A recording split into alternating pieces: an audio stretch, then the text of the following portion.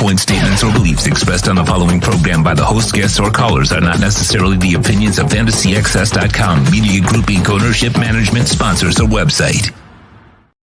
It's time to talk Aqua and Orange. Miami Dolphins fans. Here's a man with incredibly high standards. In fact, he isn't impressed with Tyreek Hill's dominance, Jaylen Waddle's speed, or even Teron Armstead's swag. It's the Essential Moving Experts Miami Dolphins Exchange with Joe Schad. When you're looking to move your home or business anywhere in the U.S. from coast to coast, call Essential Moving Experts at 305-602-8369. Flat rates and no surprise charges. EssentialMovingExperts.com. Call 305-602-8369. Let's talk football. Here's Joe Schad. All right, there he is, fresh off the field. How did number 5 look? Shockingly good. It's unbelievable how well Jaylen Ramsey was moving. No red jersey, no brace, no sleeve, backpedaling, running forward, jumping, catching, cutting. You wouldn't know that he's hurt. And so I'm no doctor, but when Mike McDaniel tells you that he might be back Ramsey prior to the bye week, that tells you he's gearing up for that Kansas City Chiefs game in Germany. Yeah, we gave our prediction about 2 weeks ago that he would be returning in early November. So he's been freaking everybody out in the building that he has made so much progress. And as you know, Joe, because you've been covering this forever, you can't be on the field if they're not clearing you. The doctors don't feel you. So everybody's blown away by how quick he has healed. And it really is amazing. I really think he's going to return for that Kansas City game. You know, I think that's going to be, they certainly don't need him for the Patriots. You know what I'm saying? But it's going to be fun. It's going to be fun to see how it goes. Now this week, Joe, they got some issues, right? With the whole X thing. What'd you see with X out there on the field? Well, he wasn't out on the field. Xavier Howard wasn't out there. Connor Williams wasn't out there. And Kendall Lamb wasn't out there, although that might be just a rest situation. Yeah. We'll see. Not being there. Yeah, so what do? Do you go with Eli Apple and Kader Kohu on the outside and Parry Nickerson on the inside? That seems to be the first choice of defensive coordinator Vic Fangio. I personally would go with Cam Smith. I like the way Cam Smith looked in one series, granted small sample size, but I like Kohu better in the slot, and I am a fan of Cam Smith. Now, there is a reason that these guys haven't played Cam Smith. There has to be multiple reasons. There has to be. It's not a big. I don't know why we're making it such a big deal, dude. Young guys, you can't predict how they're going.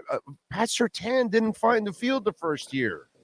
He struggled to get a grip of it, and so Buckley, got it locked down, and he didn't get a shot pretty much. And in his second year is when the light started to get green on him, and he started to go. So maybe Cam is a guy that's kind of learning what.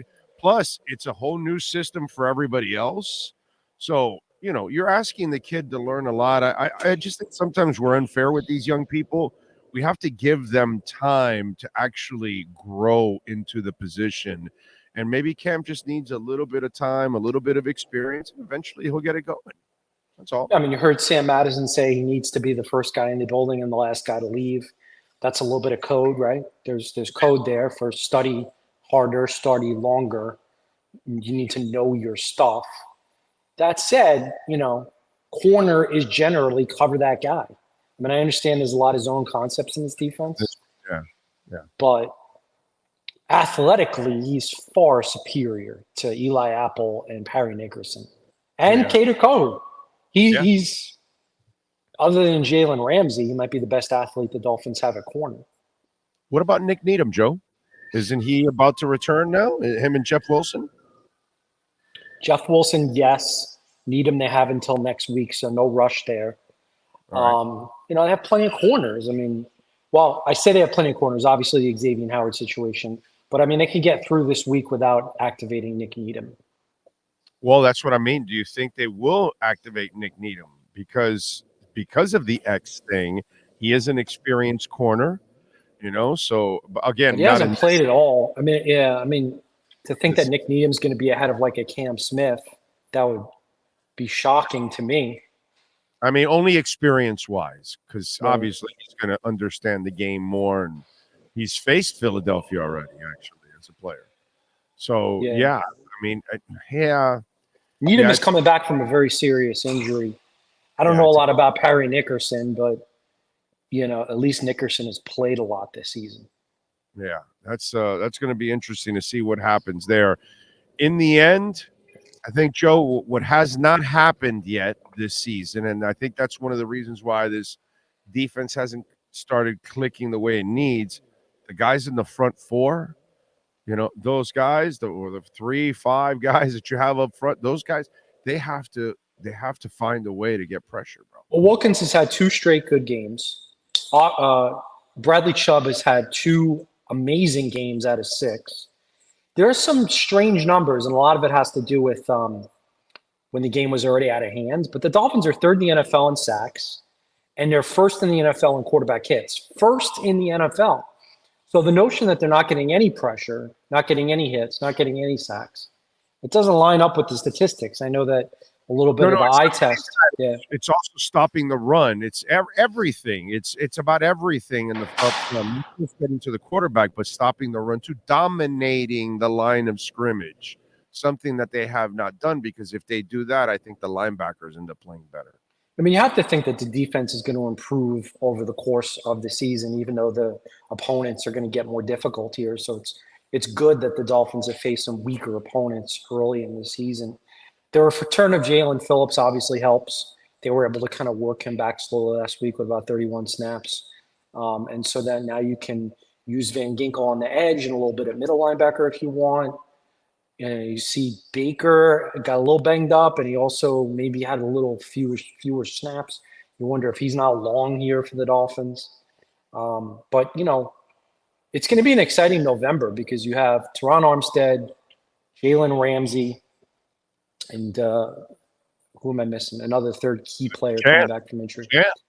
Jan. Right. Devon Achane, yeah. So 3 key players, the NFL's leading rusher, a multiple-time Pro Bowler, and a multiple-time All-Pro, all coming back into the lineup at the right time. Yeah, that's gonna be fun. How is Teron Armstead doing?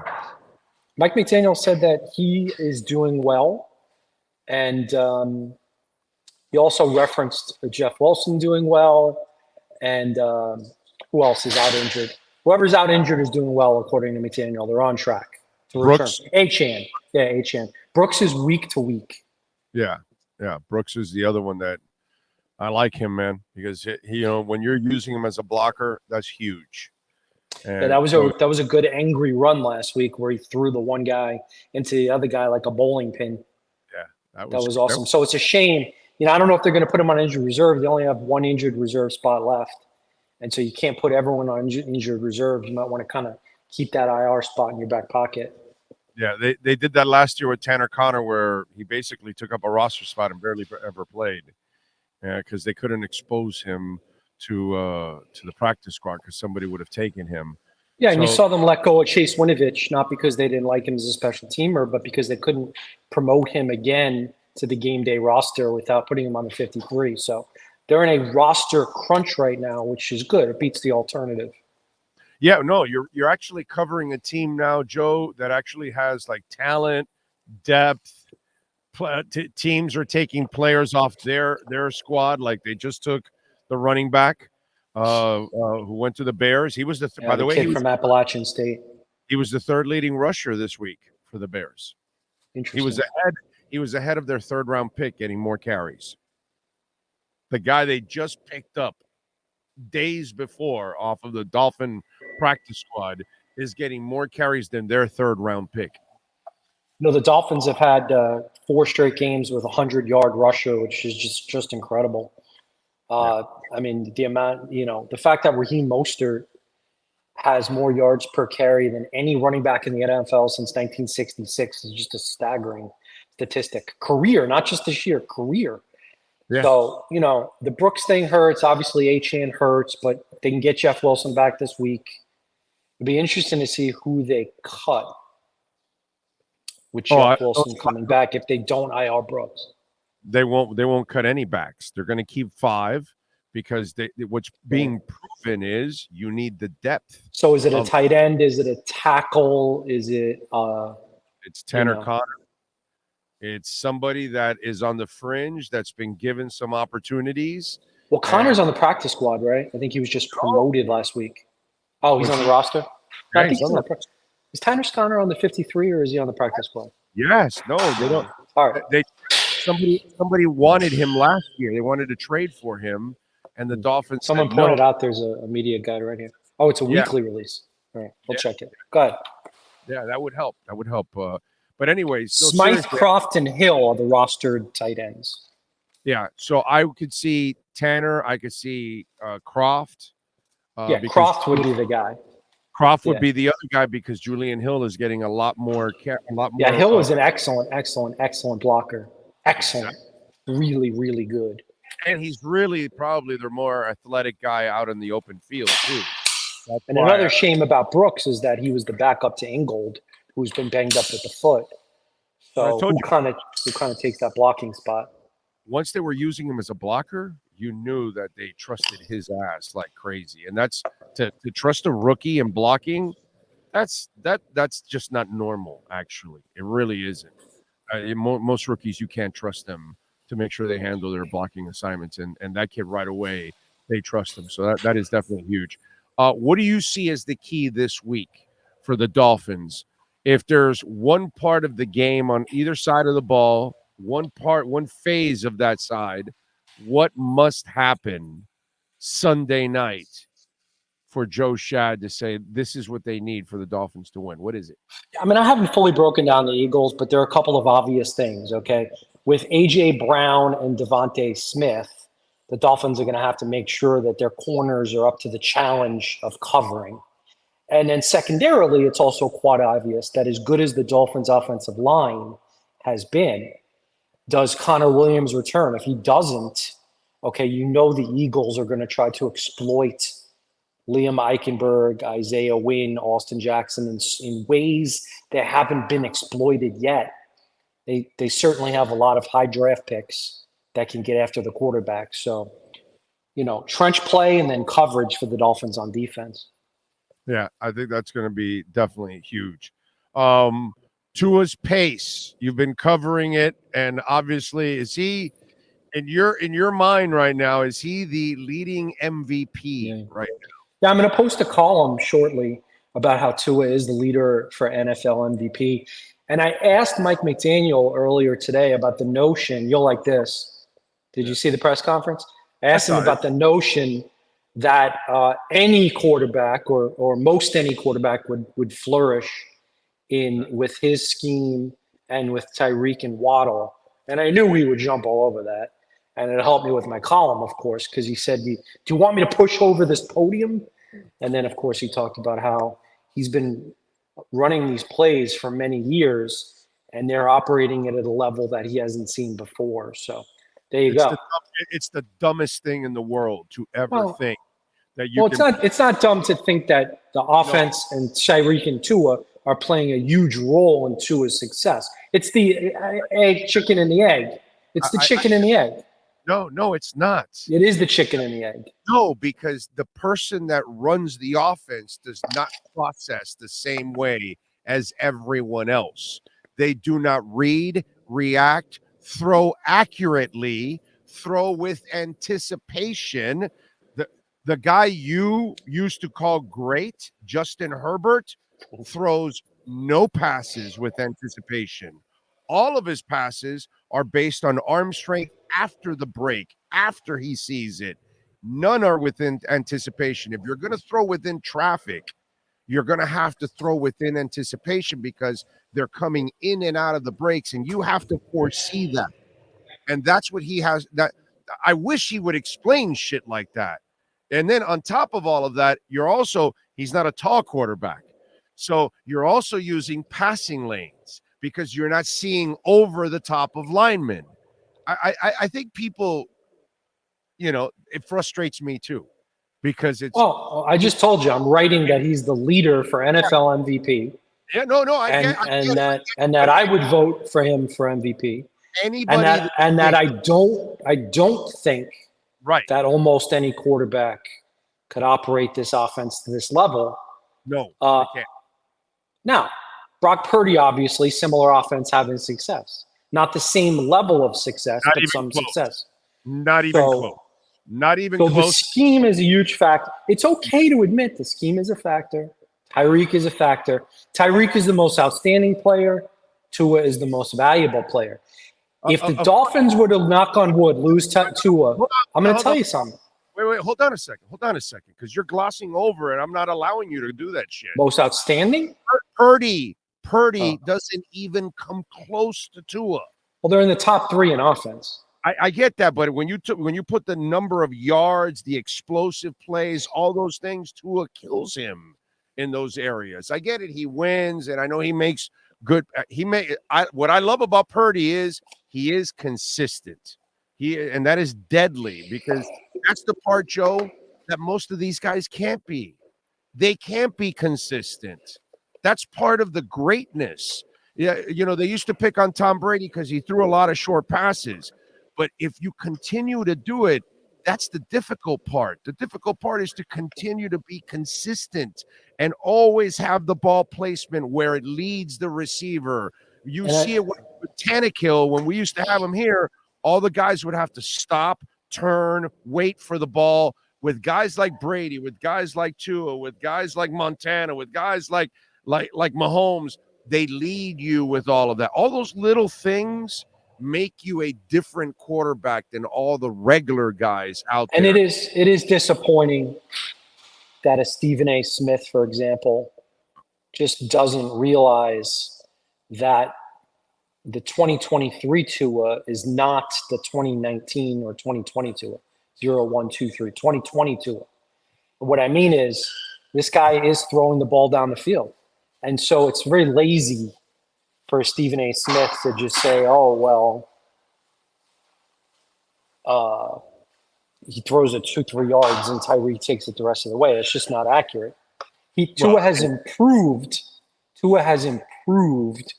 as a downfield thrower. He has improved as an outside the hash marks, outside the numbers thrower. Mm-hmm. He's improved. And while Tua has improved in many areas, Justin Herbert has regressed in many areas. So this is good news for Tua-non. Again, this is where you and I, again, will go into different highways. I saw Justin Herbert for what he is now 4 years ago. I saw Tua what he is now 4 years ago. The problem is most of you did not blame the people around him, the system, everything that was going on, and he was coming off a hip injury that he's healthier. He had to strengthen his core. He's healthier, and he's stronger. In the first year, he completed a 50-yard pass to Waddle that was a wobbler, but he had a fractured finger and was coming off a fractured rib, and yet he still threw it for 50 yards. So, the bottom line is the kid came in injured, had to then get healthy again, strengthen his core, and by strengthening his core, by doing all the things he did in the offseason last year and now this year, he's obviously a stronger and a better player at this point because he's got the knowledge, too, on top of all of that. I think that's what we're all leaving out, too, that he needed the experience, he needed the right coaching, and then he needed to get completely healthy and kind of understand what he's doing. Now everybody's even seeing his falling back and he's rolling back routine and all that. Justin Herbert never had the signature moments that he had in Alabama or that he's had already in the NFL. Justin's never been that guy. That's the thing that people... Well, I would have drafted Tua over Herbert. I wrote at least 6 columns about it. So I'm glad that what I wrote turned out to be accurate, that was the right move. Turned out that was the right move. Yeah. But you were on the Herbert bandwagon. You were on the bandwagon. Well, it's hard not to get on the Herbert bandwagon as good as he looked at times. So the previous 2 years. The difference is you're a waffler and I'm not a waffler. I stay steadfast You on like it. waffles. You like blueberries or strawberries on your waffles? You waffled better than anything I get at IHOP. Like a Vanilla lot of ice cream. I you like know what I vanilla ice cream. Hey, So listen, now- the Dolphins are underdogs on Sunday. So now you question Herbert now. Now you question who he is. Yeah, sure. The Dolphins are underdogs Let me go over it. in Okay. Frankfurt. Let me stay away from Jeff George athleticism. Okay, I got it. Okay. Hey, listen, we have to be fair to Justin Herbert and point out that if he had a different head coach, a different offensive coordinator, a different scheme, maybe some different offensive linemen, he'd probably do better too. You agree? He could do better. He could do better with those things. Yeah. I think Yeah. he could do better, but I don't Yeah. think I think he's Jeff George. I think he's Jim Everett. I've seen this guy before in this league. The same thing I tell everybody, I'll repeat it again. He has led a lot of fourth quarter comebacks. It's not like he's a choke artist. Bro, he's got like 14 fourth quarter interceptions. Right, but he also does have a lot of fourth quarter comebacks statistically. Looks like crazy, dude. Come on, bro. He's not Mr. Clutch by any I look at him like those kind of guys. What the difference between him and Trevor Lawrence? Nothing physically, everything here and here. Oh, I would take Lawrence, that's for sure. Trevor Lawrence plays with his balls on fire every single down. It means something to him. He plays with fire. This other kid, he's like a surfer boy out in the West Coast. All right, let's focus more on Tua and less on Herbert at this point. Well, how important are Christian Wilkins and the boys up front? Sealer, all these guys. These are the guys for me that need to make a difference in this game. I mean, listen, Vic Fangio said that he felt he was rusty early in the season. His position coach said he felt he was okay. It is interesting. Wilkins is on track for 10 sacks, which would be by far a career high. That would be good for him and his agency when they go to the negotiating table. But the tackles are down. So, it's interesting because it's a new scheme. So does he fit this scheme perfectly? What scheme does he fit perfectly? Be interesting. But, listen, Wilkins can be dominant. And I love the fact that this is the ultimate stage game. It's been, I think I read 24 years since 2 5-1 teams or better played each other on Sunday Night Football. So this is a huge game, even though the Eagles lost to the Jets. Monumental game. As you know, for years, the Dolphins have sucked on national TV, sucked on prime time. And not only that, Joe, they've been good a lot of times. Eggs. They were good the Ricky Williams year. They were good the Adam Gase year. I'm saying since that, they were good. Too many losses on prime time. They were good with Jason Taylor and Zach Thomas. They have not been great. And these are the games that You can change the perception for the Stephen A. Smiths and Colin Cowherds of the world, putting the Dolphins as the 8th best team and Tua as the 10th best quarterback. I mean, come on. Stephen A. Smith as any kind of a barometer for football knowledge? No, Colin Cowherd had. I don't use him either, but talk about. No, it's a barometer of the national perception, which I'm not. I've been on that side, so I'm not going to sit here and play local versus national. It is what it is. No, I'll just go with know or you don't know, and I'll just go with those two fools don't know shit, especially Stephen A. He doesn't know jack shit about football. I forgot more about football when I was 14 years old than Stephen A. Smith knows now, okay? And that's the problem. They give a platform to a bunch of idiots that don't know anything and a host that depends on his producers. This is a guy that constantly is talking about people that haven't played a game. Coward gets busted all the time saying stuff about, this guy, hey, Colin, he didn't play this weekend because he didn't watch because he depends on his producers. So I worked just to defend Colin. No, just to defend Colin for me, because I worked with him at ESPN. He does put in a lot of work. He does watch a lot of games, and he does do a lot of reading. And he does make a lot of calls.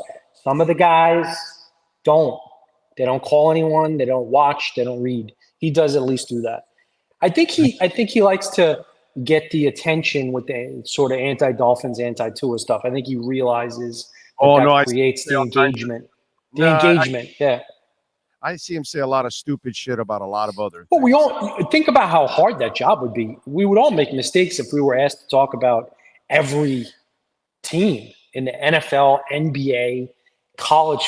That's a very hard job, actually. It's a hard job because they force you to try to play a shtick. Yeah. And then to live up to it every day like that, you're going to fail every single time, because that's the problem. You thought I'm a shtick, and that's who I am. I'm same guy all the time. Same guy all the time. I don't play the shtick game, bro. And that's what that guy does. And you're right. He does do that to get a rise out of people. That's what they do. That's what they do in ESPN like crazy. All right. What do you got going on in the Palm Beach Post? Yeah, check out the latest Tape Don't Lie. There's some good stuff in there off of the Dolphins' latest victory. And in an hour or two, I'll be posting a Tua column that you will very much enjoy. So check it out on the Palm Beach Post website and follow me on X and Instagram.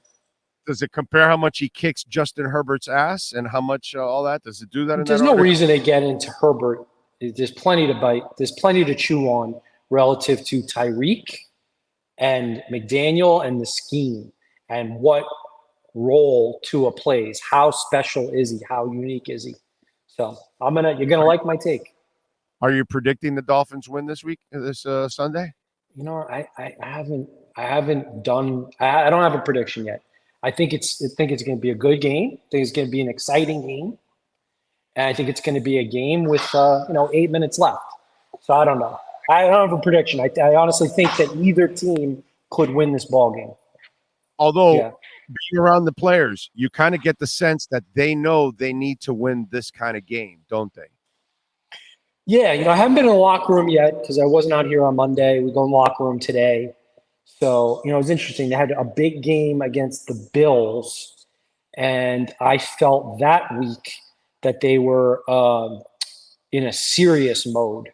So actually, it's interesting you say that, because watching them on the practice field, I saw a lot of dancing and looseness. So it's a contrast to what I saw Buffalo week.